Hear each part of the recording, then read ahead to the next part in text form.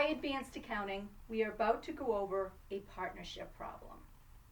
Okay, so the partnership problem we're looking at is the following partners: Perkerson, Smith, and Trainer. So whenever you do a partnership problem, the first thing on your paper is the different partners, because you will have a final capital amount for each partner. Okay? All right, so let's look at the problem because there's a lot in this one.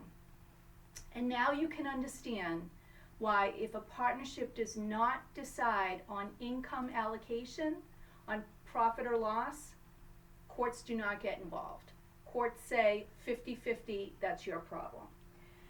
So partners have to spell out what each partner is getting in the partnership. So this particular problem, they gave you the three partners: Perkerson, Smith, and Trainer. Perkerson starts with $60,000 in their capital account. Remember, the capital account is an equity account. Smith starts with $40,000. Trainer starts with $20,000. That's what they originally start in their capital accounts. Okay, here's what it's telling us.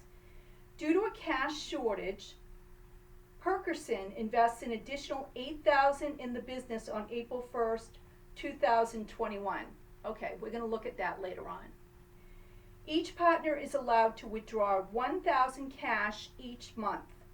The partners have used the same method of allocating profit and loss since the business inception. Okay, we'll find that down the bottom.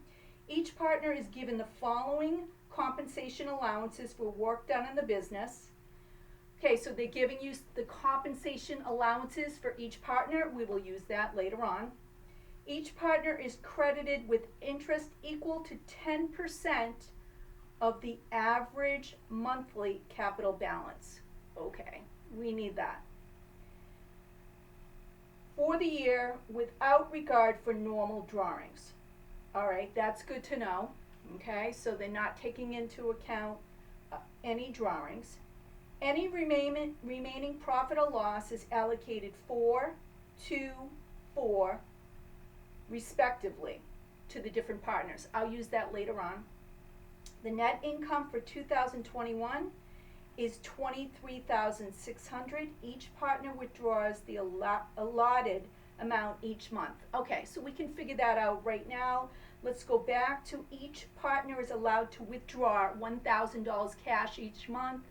They all did it, so that means $12,000 to each partner for withdrawals. The withdrawal account or the drawing account is just like the dividends account for a corporation. That will subtract from their final capital.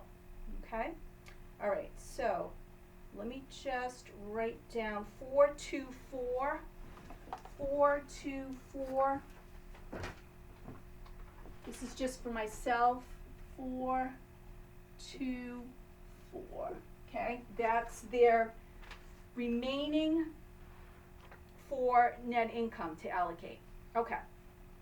All right, so the net income for this particular partnership, it tells you right in the problem, is $23,600. So we're going to start over here for our total. $23,600. And we're going to allocate this $23,600. Okay, now we're going to work on interest. But interest, I am going to go over here, all right? And the reason being is that it's on their average balance. Well, Perkerson invested $8,000 more in the business, so we have to factor that in. Okay, so we're going to go over here, and we put balance. His beginning balance for Perkerson was $60,000. Okay? And then I look, when did Perkerson invest an additional $8,000? On April 1st. So balance 8-1.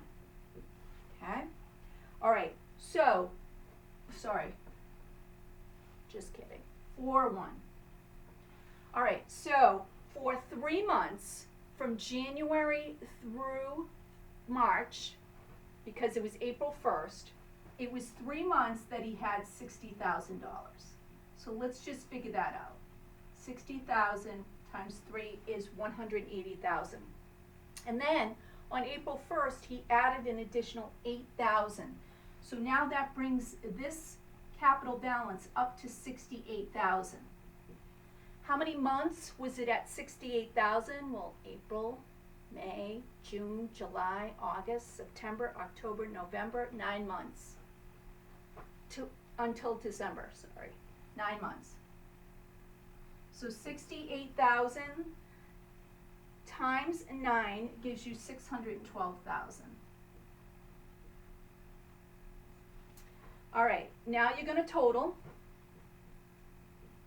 And what you're trying to figure out is the average monthly balance. So we're going to take 792,000 and we divide that by 12. And that gives us 66,000. Next, we're going to take that and we're going to multiply it by 10%. And that equals 6,600. Okay? All right, so I need that. I'm going to take that right up to Perkerson. And I am going to put in the interest first. So Perkerson is 6,600. Okay? Smith and Trainer will be easier. Why? Because they didn't add anything to their capital account during the year. So you're just, for Trainer, you're going to take their capital balance, 40,000, and multiply it by 10%. That gives you $4,000. Trainer, you're going to look, what is Trainer's capital balance? It was 20,000 times 10%. That is $2,000. Okay? All right, now let's allocate across. We want to add 6,600 plus 4,000 plus 2,000, and that gives us 12,600 that we've already allocated of the 23.6. Well, I can already tell that we're going to have some issues, okay? So the salary guarantee, or the salary allowance, to Perkerson was $18,000. The salary to Smith was $25,000. Finish it all the way across. The salary to Trainer was $8,000. You will total that, and that gives you $51,000. All right, that's a negative number, right? So you've got a positive here, a negative, a negative. So you have a big fat negative 40,000, the difference between the two, okay? All right, now you're going to allocate the $40,000. This is what I wrote on the top. That's what they allocate their net income, 40,2,4. So 40,000 times 40% goes to Perkinson, and that is $16,000. That's a negative, remember? Right, sorry, right here. 40,000 times 20% to Smith is a negative 8,000. 40% times 40,000 is 16,000 to Trainer. Okay, all right, now we're going to finish it. We will total it down. 6,600 plus 18,000 minus 16 gives me 8,600 for Perkerson. We go to Smith, we add it down. Smith is 21,000. Okay, Trainer, we add Trainer down. Well, guess what? Trainer's got a negative. All right. All right. So the total of this, added across, is $40,000. And that's a positive, right? In order to end up being 0. Also, what I like to do is I add this across. So I take 8,600 plus 21,000, okay, so that's 29,600, and then I subtract out the 6,000 to just double check that that equals the net income. That's just a double check to do that. The publisher doesn't show that, I just like to do that myself. Okay, so that's how you do the allocation of net income when they're giving you all the services, the interest, all that good stuff. Next, we're going to put together a statement of partners' capital. Before we begin, the statement of partners' capital is similar to your statement of retained earnings for a corporation. However, the beginning balances are going to be your beginning capital balances. Okay, so let's go over. We're going to go for the beginning capital balance of Perkison. Well, his beginning capital balance was $60,000. Remember, it's the beginning capital balance. Smith, the beginning is $40,000. Trainer, the beginning is $20,000. Next, you're going to add any additional contribution. Well, Perkison contributed $8,000. Smith didn't contribute anything. Trainer didn't contribute anything. Oops. Sorry. Let me erase.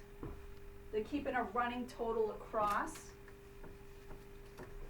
Right? So I want to do it the same as the connect. Alright, so then we have our totals. So the total capital is 120. Okay, then we have net income, 8,600 goes to Perkison, 21,000 goes to Smith, 6,000 goes to Trainer. We total it across. That is our, well, this one was 8,000. Then we total across, that's our net income, 23,600. Next, we're going to do our drawings. That's a negative number. Withdrawals or drawings, it's called. Remember, it has the same effect as dividends. You're taking money out of the business, $12,000. Oh, they're all the same, 12, okay, because they withdrew $1,000 a month, $36,000. Okay, that's a negative. All right, now we total. So Perkison is 64,600. Smith is 49,000. Trainer is 2,000. I like to double check my math too, so I add it down and then I add it across and they better equal the same. So that's how I can catch if I made a mistake in one of the layers. 115, 600. Okay? And that's how you do a partnership allocation of net income when they're telling you all the particulars in that problem. All right, I'll see you soon.